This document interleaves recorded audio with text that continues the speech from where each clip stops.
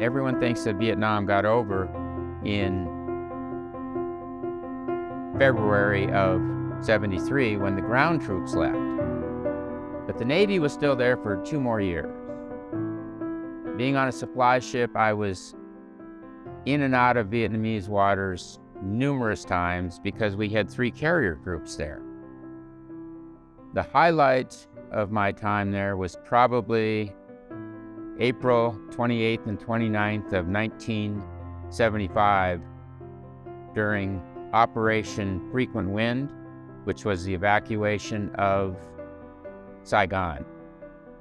At that time, there were so many helicopters coming out of Vietnam with whoever could fly them, with their family and friends on them, that were trying to escape the oncoming North Vietnamese, that were so many helicopters on the deck of the USS Midway that they were pushing them over the sides. I counted at one time 25 of them in the air. They were like bees swarming around. And people were coming out in every size boat that you could imagine, from rowboats to freighters, doing everything and packed with people escaping. And that was probably the thing that I will remember most of my time there. I only knew that these were people who needed help, were desperate, and we were there. We were in a position to help them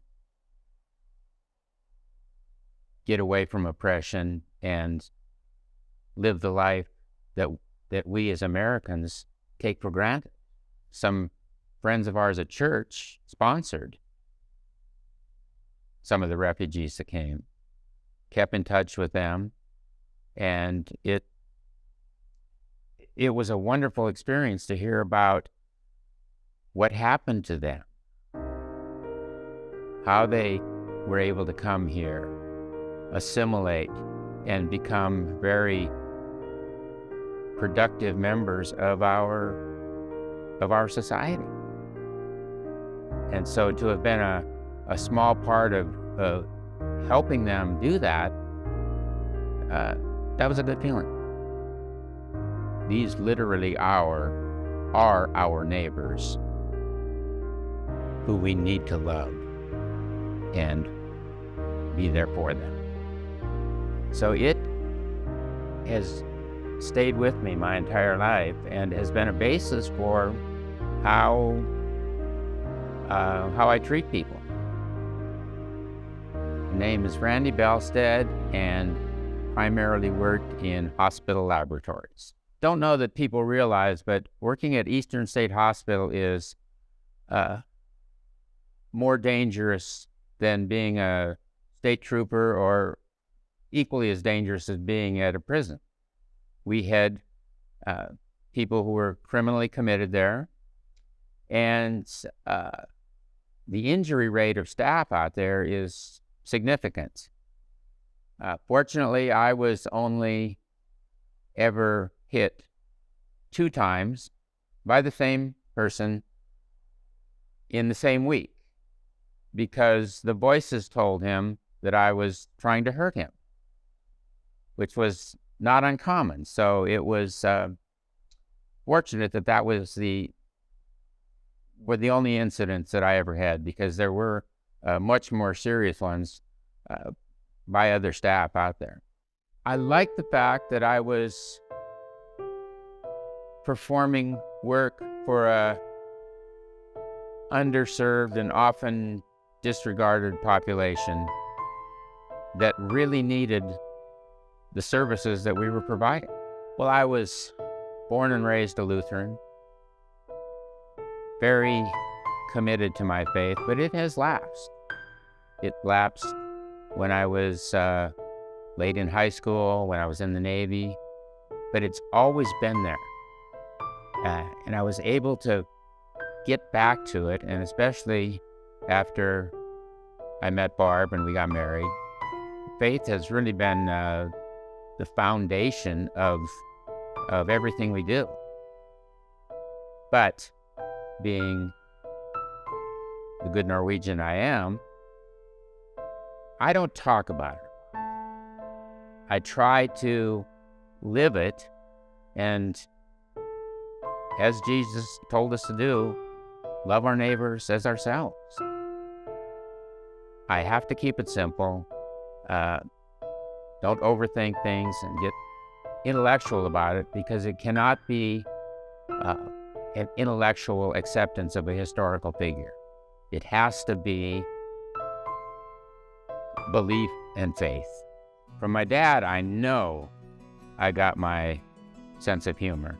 He was someone that people always liked to be around. And also, he was a hard worker, very dedicated, and very supportive. From Mom, she was very detail-oriented. She always worked very hard at home and in her job. And so a good work ethic was instilled early on. Dad had a saying, he'd look outside and it's good working weather. Well, I found out that was anything from about 0 to 90, depending on what we had to do that day. I started out in high school working on a farm in the Rathdrum Prairie. After high school, I joined the Navy and worked in data processing on 2 different ships. After that, I went to college and poured concrete in the summers, put me through college. And then I worked in a mine for a year, but the mine closed. So I went back to school and got the training to become a medical technologist and worked in hospital laboratories for nearly 3 decades. Most of that time I was at Eastern State Hospital, serving the mentally ill. After that, I, for whatever reason, had a career change at age 57 and went to Kaiser Aluminum and finished my working career there. I think it would be difficult to identify any kind of specific thread that ties all of my jobs together, except that in doing those jobs, I always tried to do the best I could. It was always important just to do the best I could. And it kind of reminds me of a story that Luther told a cobbler. He told him, just make the best shoes you can. And I think that's all we can do. We have very little control over our work environment. All we can control is how we respond and do the work. Well, I have a saying I heard from Martin Wells that has really stuck with me.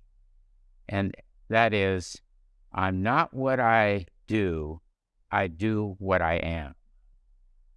And right now, I am a husband, father, and especially a grandpa. But I'm also try to be a good friend, and I'm just there to help out where I can. I've always really struggled with that terminology, calling.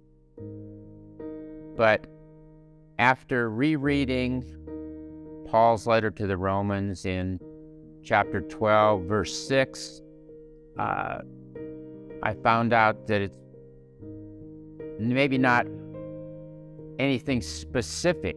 I'm not a prophet. I'm not a teacher. I'm not a leader. But I am someone who can serve. And he also mentions that it's important to encourage others. And I think that is often something we don't do when we see someone who has a gift that they don't even realize that they have. If we recognize that and encourage them, And they go, well, that's just what I do. They don't see it as a calling or a gift. It's just who they are.